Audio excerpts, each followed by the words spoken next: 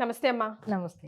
అమ్మా, పిల్లల్ని కనాలంటే ఈ రోజుల్లో చాలా భయపడుతున్నారు. అందులో ఆడపిల్లల్ని కనాలంటే భయమేసిపోతుంది. అసలు చూసారా, 3 ఏళ్ల పాపని, 4 ఏళ్ల పాపని ఆఖరికి 8 ఏళ్ళకి పడిపోయిందమ్మా మన సమాజం. అత్యాచారం చేశాడంట సొంత తాతయ్య. వామ్మో! నిజంగా టెన్షనొస్తుంది. అసలు ఆడపిల్లని పెంచే తల్లిదండ్రులు ఎలాంటి జాగ్రత్తలు తీసుకోవాలి? ఇంకా అసలు స్కూల్‌కి పంపించాలన్నా భయమేస్తోందమ్మా. అంటే అది అందరి విషయంలోనూ వర్తించదు. కానీ ఆడపిల్లలు లేకపోతే అసలు సృష్టే ఉండదు గదా! ఆడపిల్లలు డెఫినెట్‌గా ఉండాలి. ఆడ, మగ ఇద్దరు పిల్లలు ఉండాలి. ఆడపిల్ల, మగ పిల్లలు ఇద్దరు ఉండాలి.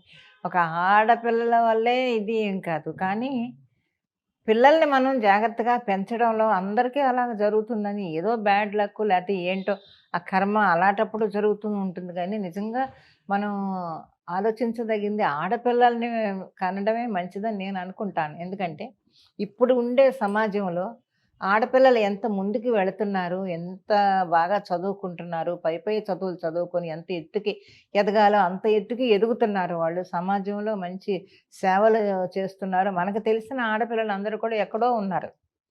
ఆడపిల్లలు. కానీ ఇప్పుడు మగపిల్లలు గురించి ఆలోచిస్తే వాళ్ళు ఎక్కువ తప్పుదారిలో నడవడానికి అవకాశాలున్నాయి. ఎందుకంటే ఫ్రెండ్స్ తోటి వెళ్ళడమో, లేపోతే ఇది చేయడమో, కాలేజీలకెళ్ళేటప్పటికి వీళ్ళు అల్లర్లు చేయడం ఇవన్నీని. ఇప్పుడు మగ, ఆడ తేడా ఎక్కడుందమ్మా? లేదు. ఇద్దరూ సమానంగా అలాగా వెళ్తున్నారు. వెళ్తున్నారు. వీళ్ళు పబ్బులకెళ్తున్నారు, ఆ! ఈళ్ళు అదే. తాగేస్తున్నారు, సిగరెట్లు అన్నీ నడుస్తున్నాయిగా. నడుస్తున్నాయి. కానీ అందరూ అలా కాదా? అంటే కొన్ని ప్రాంతాల్లో నేను చెప్తున్నాను. ఇప్పుడు నాకు తెలిసి కేరళ అలాంటిదో తెలీదు గానీ, తమిళనాడులో మాత్రం ఇంత విచ్చలవిడితనం లేదు. హ్మ్. తమిళనాడులో ఇంత విచ్చలవిడతనం, భయం, భక్తి, తల్లిదండ్రులంటే ఒక గౌరవం, వాళ్ళు చెప్పిన మాట వినడం అవన్నీ ఉన్నాయి ఇంకా తమిళనాడులో. హ్మ్. పొద్దుటే లేవడం, వాళ్ళు రెడీ అవ్వడం, స్కూల్‌కి వెళ్ళడం, వాళ్ళ ఇంట్లో పనులు చేసుకోవడం అవన్నీ చేస్తున్నారు. అదే ఇక్కడ చూస్తే అసలు ఆడపిల్లల్ని చూస్తే భయమేస్తుంది. నిజంగానే భయమేస్తుంది. నాకు చూసి ఏంటి ఇలాగున్నారా? ఇలా ఉన్నారా? అని హ్మ్. అనుకుంటున్నాను. సినిమా ఇండస్ట్రీలో ఉండి, ఈ రంగుల ప్రపంచంలో ఉండి కూడా మీరలా అంటున్నారంటే అవును. ఆలోచించండి. ఇంకా ఎలా ఎంత ఫాస్ట్ స్పేస్‌లో నడుస్తోందో. అవును. పిల్లలు చెప్ ఎలా చెప్పాలో కూడా అర్థం కాని పరిస్థితుల్లో ఉన్నారు. ఈ ఆడపిల్లలా వీళ్ళు ఏంటిది ఇలా తయారవుతున్నారు, ఇంట్లో తల్లిదండ్రులు చెప్పరా? కొంత వాళ్ళ బాధ్యత కూడా కొంత ఉంది. నేను మాత్రం చెప్తాను తల్లిదండ్రుల బాధ్యత కూడా కొంత ఉంది. పిల్లల్ని వాళ్ళు ఉండే ప్రొఫెషను వాళ్ళు జాబులు చేసుకుంటూ ఉరుకులు పరుగులతోటి వెళ్ళేటప్పుడు వీళ్ళ మీద కాన్సంట్రేట్ చేయకుండా పెరుగుతున్నారులే, తింటున్నారులే, వెళుతున్నారులే అని ఇంట్లో పని మనుషులను పెట్టేసి వాళ్ళు పెరుగుతున్నారులే అని ఊరుకుంటున్నారు తప్ప, పొద్దుట లేచి ఏంటి ఇవాళ ఇదేం చేసింది? ఇంటికొచ్చిన తర్వాత తల్లో, తండ్రో అసలు ఏంటి ఈ పిల్లలు అని వీళ్ళు ఆలోచించగలిగితే, తప్పకుండా వాళ్ళ భవిష్యత్తు కూడా బావుంటుంది. ఆ తీరిక తల్లిదండ్రులకు ఉండటం లేదు. అది వాళ్ళ తప్పు కూడా కాదు. ఈ సంపాదించాలి, ఫ్యామిలీని పోషించుకోవాలి అన్న పరిస్థితుల్లో ఉన్న తల్లిదండ్రులు, ఇప్పుడు భార్యాభర్త ఇద్దరు జాబులు చేస్తే తప్ప గడవటం లేదిప్పుడు. ఒక్కళ్ళ అవునమ్మా. జాబ్ తోటి అవ్వడం లేదు పరిస్థితి. అవును. పిల్లల్ని పెంచుకోవాలన్నా, వాళ్ళ కాలేజీలు, వాళ్ళ చదువులు అన్నీ చూసుకోవాలన్నా కూడా జరగటం లేదు. సో, ఇద్దరు కంపల్సరీగా పని చేయాలి. ఆ పని చేసినప్పుడు ఏమవుతుందంటే, ఇంటికొచ్చేటప్పటికి నీరసం వచ్చేస్తుంది. ఈ పిల్లలు పొద్దున్నుంచి ఏం చేశారో తెలీదు. సక్రమంగా స్కూలుకెళ్లారా? వచ్చారా? స్కూల్లో ఏం జరిగింది? అని ఆలోచించే పరిస్థితి వీళ్ళకి లేదు. ఆ టైము లేదు. ఇంటికొచ్చామా గబగబా ఇప్పుడు వంట గూడా మానేశారు చాలా వరకు నాకు తెలిసి వంట చేయడం గూడా మానేశారు. అవునమ్మా. మానేసేసి ఆర్డర్ ఇచ్చేద్దాం వచ్చేస్తున్నాడు ఇంటికి. ఏదో తినేసాం, పడుకున్నాం అనుకుంటున్నారు తప్ప, లక్షణంగా వచ్చి ఇంటికొచ్చి వండుకున్నామా, తిన్నామా, పిల్లలకి పెట్టుకున్నామా అనేది అది కొంతమందికే ఉంది తప్ప అందరికీ లేదది. హ్మ్. అవునమ్మా.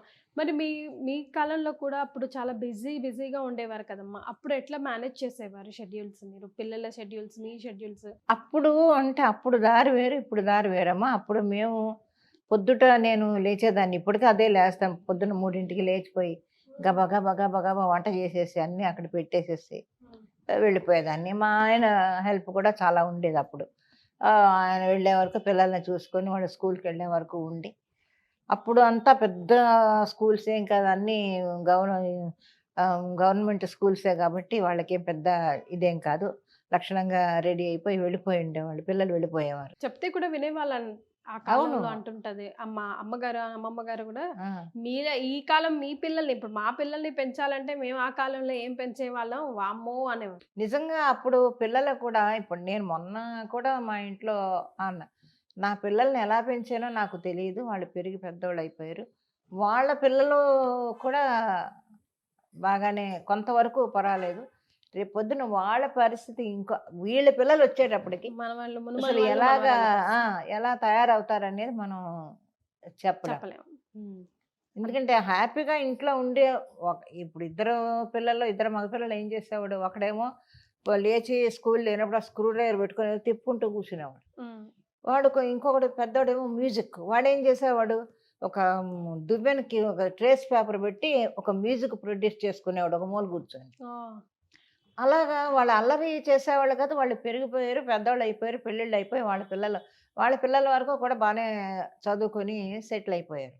ఇప్పుడు రేపు పొద్దున్న వచ్చే జనరేషన్ ఎలా ఉంటారు అనేది ఇప్పుడు క్వశ్చన్ మార్క్ అనమాట.